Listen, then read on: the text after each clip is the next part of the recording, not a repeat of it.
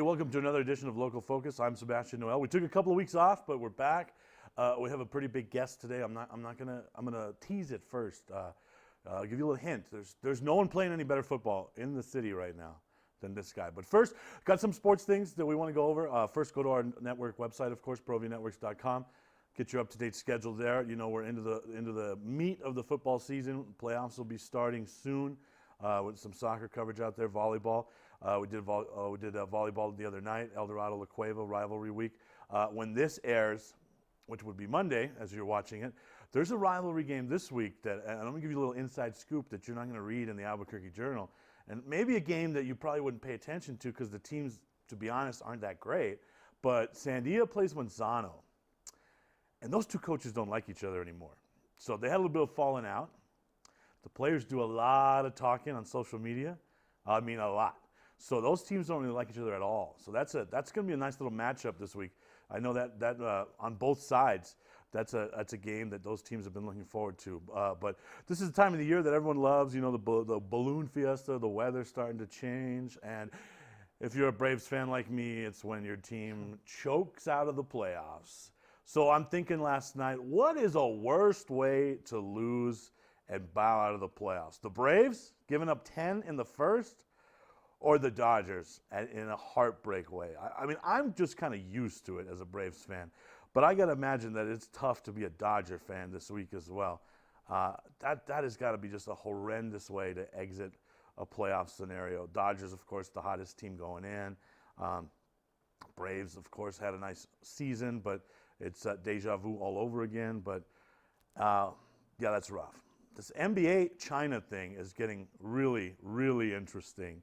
So, and I'll kind of go over a little bit. General manager from the Rockets pops off, makes these comments against the Chinese government in support of freedom rights, things like that. Obviously, I'm oversimplifying. Well, China doesn't like that because that's the way communism works.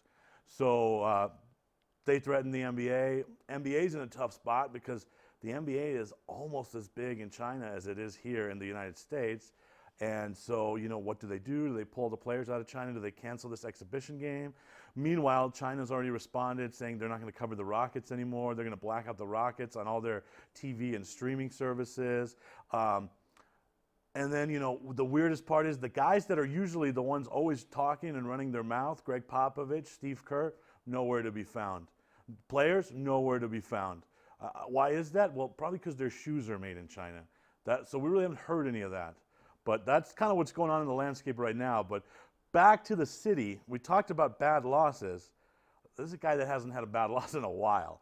Isaiah Chavez is my guest. Man, is there someone that's got it rolling better than you right now in the city? I mean, I don't think so personally, but there could be guys that are coming up soon. So, what does that feel like from your perspective when you know you're kind of in the zone right now? You're performing at such a high level.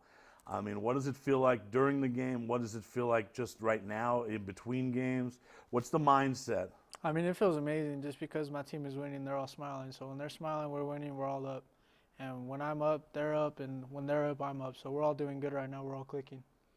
What happens during the game? What I hear a lot from some basketball players that I've interviewed is, you know, when they're in the zone, the hoop looks bigger. The game slows down. What's that like on the football perspective, especially from the quarterback position, when you're rolling, when you're as hot as you are right now? Is there similarities in football? I mean, yeah, there's some similarities. The game really slows down. It really comes to you a lot slower, and you're able to process things a lot faster and see things that maybe you couldn't see when you're not doing so well. But, I mean, there's definitely similarities in that. What you know, I talked about the Braves and the Dodgers a little bit, and I hope you're not a fan of either of those teams, but that's rough. What's the most painful loss you can remember in your football career there at Rio Rancho? I mean, obviously it was that heartbreak loss to Centennial, our first game of the season. We were up big, and halftime we kind of let them come back, and in the fourth quarter we were fighting back, but it was a little too late for us. So. And what's that like from a mental aspect to see a lead? You know, obviously it's 28 points, and it's melting away slowly. But surely it's melting away. What's that like? What's that like on the sideline? What's that like on the field? What's going through your head at that point? I mean, it's kind of heartbreaking to the team just because you see them chipping away, and then we're not able to do anything to put that lead back up on the board. And just seeing the sideline was just down, the players were down, I myself was down just because I feel like I couldn't do anything to help the team and put points back up on the board. But that loss really shaped our team this season. And yeah, we're going to get to more of that for sure, because I got some questions about that. But one more thing on the game and the lead kind of disappearing. Isn't that so different in football? And I know you're a multiple sports star, because in football, it's the ultimate team game. So it's really hard when that's happening for one guy to say, okay, I'm not going to let this happen, go out there. Whereas you're a basketball player as well. Maybe if that's happening on the court, a little more you can say to yourself, all right, I'm going to go out here, I'm going to hit a three, or I'm going to pass it to, who, whatever. But in football, do you feel almost helpless because it is an ultimate team game? I mean, not really, just because, you still have 10 other guys to help you on the field. So when we were in that predicament, I mean, we didn't really feel helpless. We all felt helpless as a team together, just because we all felt like we could have done something more, and we all felt like we could have done something to actually come out with a W. Now, you talked about how you guys got stronger as a team. And then, so a couple of things I noticed that. Well, one, you're kind of a cool cat on the sideline, because I noticed, there's there's a couple of the players, and then you're usually over here, kneeled down, kind of to yourself. Yeah. Kind of, what's going on there? I mean, I kind of keep myself away just because I'm trying to think of the next drive and what I do bad on the last drive and what can I improve on and what did I see to tell my coach that we need to do this or we need to do that, do a little bit less of this. And I'm always thinking of what we can do better and what we could learn from as the game goes on. And has that something that, I don't remember seeing it last year, but maybe I just didn't notice. Is that something that you've kind of developed over time? Has that always been you? But it's just really noticeable this year that, how calm and collected and to yourself and focused you are on the sideline. I mean, yeah, last year I was a little bit inexperienced at the quarterback position at least. And I just felt like this year I had to come in with the experience that I need to help my team and then do anything that I can to help them win. So I felt like I need to stay calm, stay collective, keep everything, my emotions in check, and just play. Now, is it like one of those extreme things like in baseball where no one's allowed to talk to the starting pitcher all day? Or not? Is it not that bad? Oh, no, it's not. It's Okay. not that bad. But, when my teammates see me like that, they usually keep their distance. Oh, they know? Okay, Isaiah's crouched down. Let's stay away. Yeah. They know? Yeah, usually Okay, they know. all right. That's cool. That wins or that loss seemed to really bring you guys together. You talked about that. I saw on social media a lot of the guys are like, hey, this is not going to make our season. This won't define us. This will only make us stronger. First, what did Coach House say in the locker room after the game? I mean, Coach House just said after the game that this might have been the best thing that happened to us in that season, in that game, just because we learned from it. We took everything way more seriously than we did that game. We took our practice seriously. We took our weightlifting room seriously. We took things to a whole nother level after that game. And he just asked us to learn from it and get stronger from it and be better from it. And do you think it's good that it happened that early in the season? I think it is. I'm not happy that we lost, but obviously I'm happy that it went out that way and we got stronger from it. And I mean, how did it just kind of morph into this? Everyone kind of leaves the stadium and they're motivated. They're, like you hear it on social media, hey, this we're taking off from here. I mean, is that really the mindset this year? It seems like you guys are really on the same page and super motivated, more so than teams of the past. Yes, sir. I mean, after that game, we actually held a players meeting only with no coaches. So the offense took care of the offense and the defense took care of the defense. But we just told each other that this game was not us, and this game is going to teach us a lot of things and really test us. If we could bounce back and do what we do, that we know what we can do, we're going to have a good season. Players meeting only at the high school level. So you don't hear a lot about that. See, now this is how live TV works. We were going to go to commercial break, but Isaiah talks about his players only meeting, and now I want to talk about it because I'm really, really intrigued. So how did that come about? What are some of the leadership dynamics that came out there? I mean, take me inside that. I mean, a couple of the offensive captains, me, Ryan Ortiz, Darius Gregory, Tyrese Watson, we all felt like we had to talk to our teammates and talk about what we did wrong in the game and what we can improve on and what we need to take more seriously. And I don't know what the defense had. I don't know what they talked about, but obviously I'm a part of the defense too. So I told them, the defense, we weren't clicking, and we just need to click. We just need to come together and push everyone to the limit. Empty the tank, Coach House says. We always empty the tank. We just got to finish, and those meetings really helped us mesh together, I think. Have you been part of a player-only meeting before? Is this a first? No, it was actually my first one because I actually told the players that we need to do this. I told them that we need to get a players-only meeting with no coaches, and so that was my first one. And how did you think of that idea? I mean, where did that idea come from? I came Saturday morning after yoga because that's when we did it. Okay, so all good things come from yoga. There we go. We'll take our first time out, back with more of Isaiah Chavez after this. What is glamour? Frailty. What is desire? Diamonds. They say a life lived without passion is hardly worth living. Ma'am? Ma'am? Ma'am? Dang, this one made me feel all special. To win the race, I can't even explain how, in fact, I'm getting goosebumps right now talking about it. No matter where you go, you're an Indy 500 winner. The only way to be successful in racing is to stay on top of the technical edge, and we've done that with our dealership. So a lot of the technology in our service department and sales processes, and everything is the very latest. That gives you an edge. That's being competitive in the car business. You can take it any way you want, but that's the truth. Car Crafters, proud supporter of Proview Sports Network. Are you sure we're supposed to be doing this? Don't worry, I've watched him do it 1,000 times. Come on, what's the worst that can happen? No! Bad dog! Hi, welcome to Car Crafters. What happened? Don't worry, we'll make it like it never happened. Car Crafters, it's like it never happened.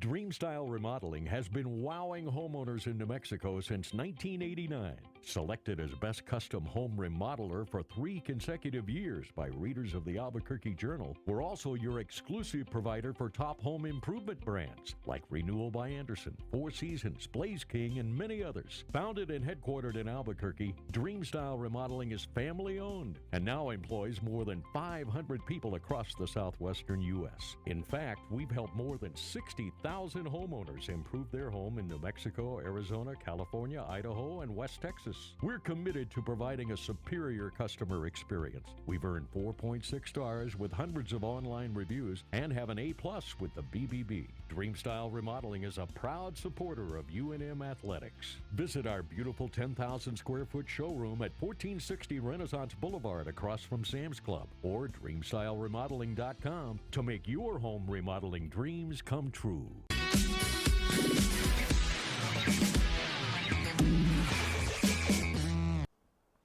Back with the hottest thing in football right now, Isaiah Chavez of the Rio Rancho Rams. We've gone through player-only meetings, you know, the yoga, all that. Just let's close up on that a little bit. Man, it just seems like you guys are a different bunch this year. You guys are all meshed. I mean, talk about that. I mean, our summer and our spring was actually very helpful to us because in the spring we weren't really, where we needed to be as a team and as a family. And that summer, going to those 7-on-7 camps and the 7-on-7 games, I think that really, really helped us a lot because we realized that we need each other more than anything right now on the field. So that really helped us a lot. And how do those team dynamics really come together? Because, I mean, you've played on a bunch of teams, obviously, basketball, football, whatever else you've done in your career. We'll get through that in a moment. But do those things happen naturally? I mean, I know coaches, obviously, they try to get that thing going with, some team bonding and stuff, but is it just a natural thing? I mean, how do you think it happened for you guys? I mean, we kind of just took it upon ourselves. We were kind of just tired of sitting around waiting for the coaches to tell something, and we just took it upon ourselves to, we need to do this better, we need to do that better, we need to train harder because, West Mesa is not an easy team. Our schedule is not an easy schedule. Right. So, I mean, we have to train like we're always going to be an underdog. And that's how we train. And obviously, coming off last season, that had to be a bit of a disappointment and was not up to Rio Rancho standards, of course. I mean, what kind of mental inventory did you guys take at the end of the season last year? What did Coach say? What did you guys say to each other? Because that obviously wasn't a typical Rio Rancho season. Right. I mean, me and Coach House talked after the season, and we knew that 4-7 wasn't good enough for us. And we knew it wasn't good enough for the school. It wasn't good enough for the community. So we kind of just took it upon ourselves to do what we needed to do for the community and for the school. Not for teammates, not for players, not for coaches, but for the community, because they are great and they do support us a lot. So we need to give back, and that's what we talked about. All right, so before the team meetings, the leadership, the meshing, and all this hot roll that's going right now, you're going to roll. Where did all this start? We're talking about little Isaiah. Where did all this start? Little Isaiah, I grew up on the west side in Cibola District. Okay. So Sports, which ones? I played a lot of baseball. Okay. I was a baseball player and a basketball player before football. Okay. So, I didn't. Which did you prefer at that age? At that age, I love baseball. Baseball, that was my sport when I was younger. Okay. So. And when did the transition start to take place? 3rd grade.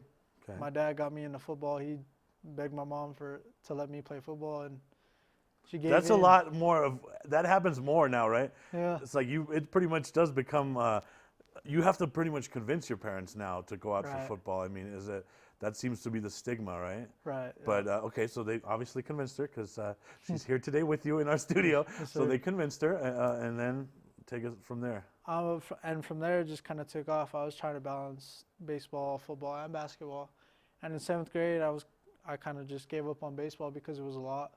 So I decided to focus on football and basketball and perfect my craft in those two, and it helped out a lot. How are the two helping you? How are playing both helping you?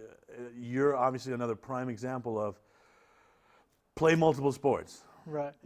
Right. Basketball really helps with my conditioning and my lungs. I have sports-induced asthma, so I need to run a lot more than usual just to get right with my body and my lungs and stuff. So basketball helps in that aspect. Football helps with my footwork, my technique, what I need to do, where I need to see down the lines, instead of just focusing in the present. Look at, okay, what do I need to work on better, or what do I need to do better, or where do I need to take a step back? That's where I think that helps me for basketball. And obviously basketball, that's been a pretty successful thing there too, right? Basketball, I love basketball, but I've always told my parents that I'm better at football. Right. Right. So, yeah. Was it always your plan to do both during high school? And what does that look like? Yeah, it was always my plan to do both. I love basketball and I love football, but I knew that it was just going to be fun in high school, and I wanted to do both. So, you do see some guys, especially as they go into their senior year and the recruiting process start, maybe they don't play basketball anymore. You don't see it as much in New Mexico, but I know you see it more on the national scale. Right. So those thoughts never really creeped into your mind. They've crept in my mind here and there, but it's not going to change. I'm still going to play basketball as the season ends for football, but I think it's just going to help me get better. Where is the Cleveland-Rio Rancho rivalry more heated, on the basketball floor or at football, you think? That's a tough one. Because you have a unique perspective on that. Yeah. You've been in the fire in both. I think it's football, just because we actually get to hit each other and we actually get to bang heads with each other. So I think it's more heated in football. But that rivalry is, there's a pretty big crossover, right? I remember Jalen Munn, David Patterson, two guests on the show, but they end up being almost best friends. So, there's a lot of, obviously you guys see each other in the community and stuff, so it's not as, it's not a hate rivalry, right? Right. I have some buddies that go to Cleveland where we obviously talk a little bit here and there about So when the do you game. guys stop talking? It's game week. Right. When's the last text? When's the last conversation? When is it officially cut off during Sunday. rivalry week? Sunday, Okay, so it goes right the before whole. Monday. Oh, wow. Yes, sir. That's a long way. Okay, Yep. all right. We're gonna get into some college stuff in a moment, but there is another thing. I don't know if you knew this. I don't know if Coach Howes has left this for a surprise, but I also do some writing for enchantmentsports.com. Oh, okay. And you have been named, this is live television, the beauty of live television. You have been named the Metro Player of the Week.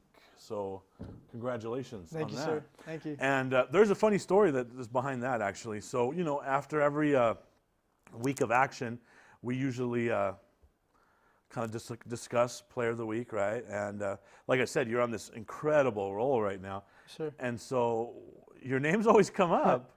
and we won't reveal who else is voting.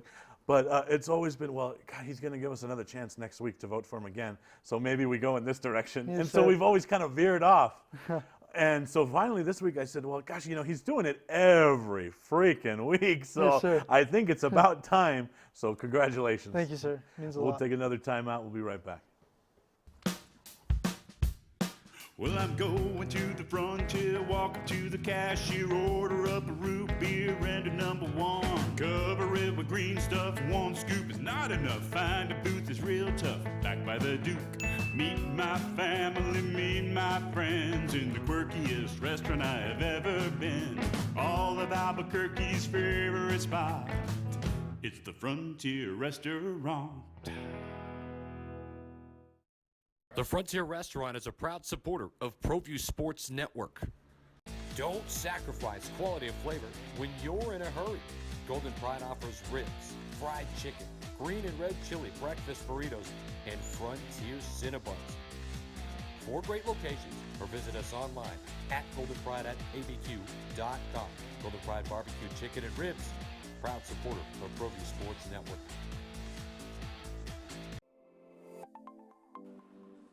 Get into the game with Garden Swartz Team Sales. They have everything you need, from screen printing, embroidery, and digital printing services, high school letterman jackets, and all high school and club uniforms, and individual and team apparel with the most reliable brands like Speedline, Rollins, and Wilson. And don't forget to check out the latest F7 Shut helmet. It's all at Garden Swartz Team Sales. Give them a call, 505-884-1234. Garden Swartz Team Sales.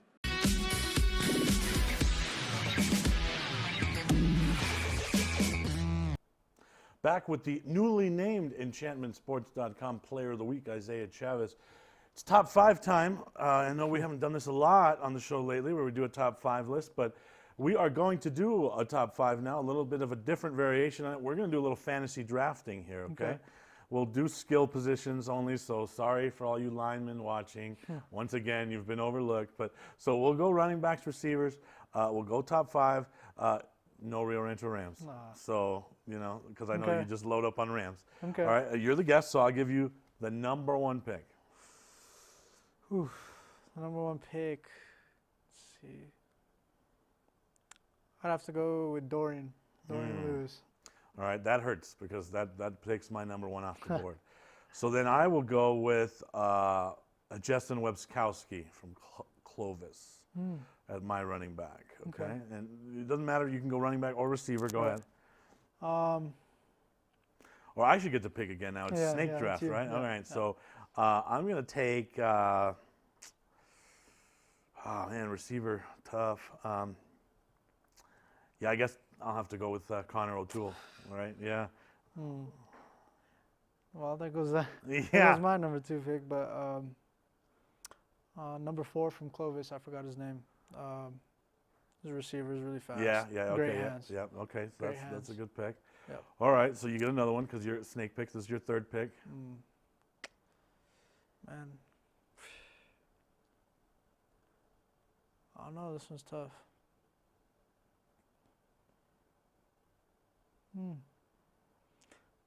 Yeah, I had my next guy loaded and locked. Do you? So as long as you don't steal him, I know where I'm going with my pick.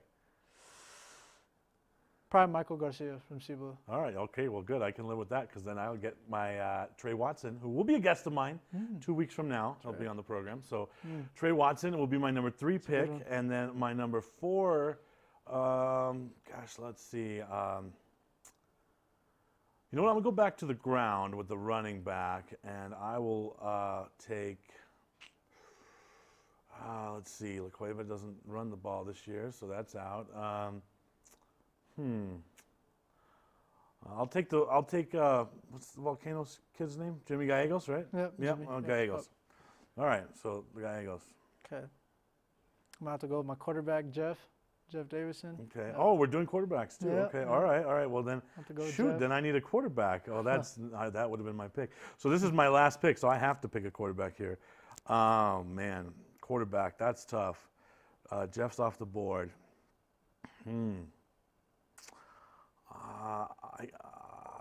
Man. See, yeah, I wasn't anticipating picking a quarterback. I guess I'll have to go with, let's see my options here. No, there's no Rio Rancho Rams, so I can't pick you, or else I would pick you. Right. So that's the rules. No Rams, and Davidson off the board. So I'm gonna have to go again outside of the city, I think, and go with Clay Hodling at Artesia. Okay. Okay.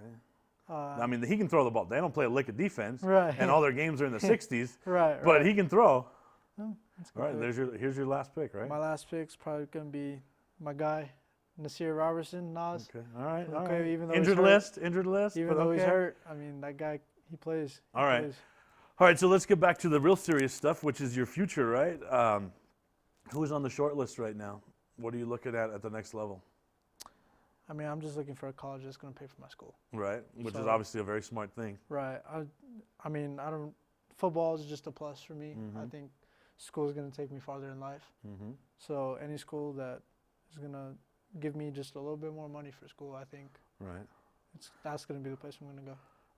What are some? I mean, are there some in-state schools where you're kind of like, okay, I know a lot of local football players go here. Yeah. I mean, you obviously want to continue playing after this, right? Right. Yeah. And I I would imagine with the numbers you're putting up this year, you will continue. Yes, sir. So I mean, what goes into that decision? I mean, yeah, in-state, I really like UNM. I really like UNM. Eastern, Coach House always talks to me about Eastern, how it's a good school, but I think UNM, Eastern for in-state, and local kids kind of tend to thrive at Eastern there. I don't know what it is. It's whether it's because it's a group of them, right? And there's Right. some camaraderie there. Right. But and Eastern's off to a hot start. So, okay, what else? I mean, I like Colorado a lot. I like Fort Lewis.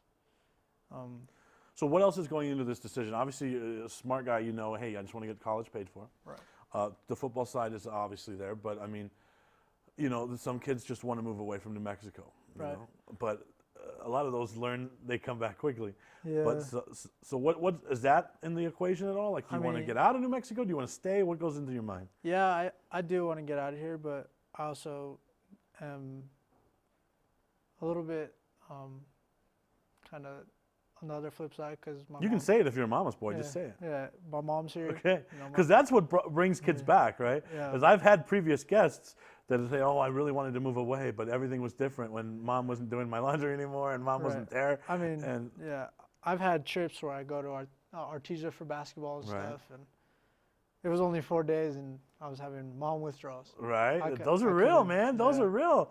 My mom lives out of state. Sometimes I have mom withdrawals, and Yeah. I'm a grown man. I mean, I don't want to go too far, Right.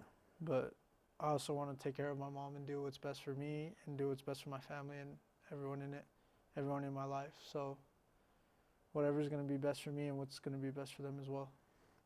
All right, so thank you so much for coming in. Congratulations on the award as well. That's the hottest thing going in football right now. I really mean that. Isaiah Chavez, you're on a roll, man, and I hope you guys can continue it. I know the playoffs are right around the corner. Thanks for coming in. Thank you, sir. Come back with us next week. We'll have the defending CIF MVP and Offensive Player of the Year, Nate Davis, as my guest. Good night, everybody.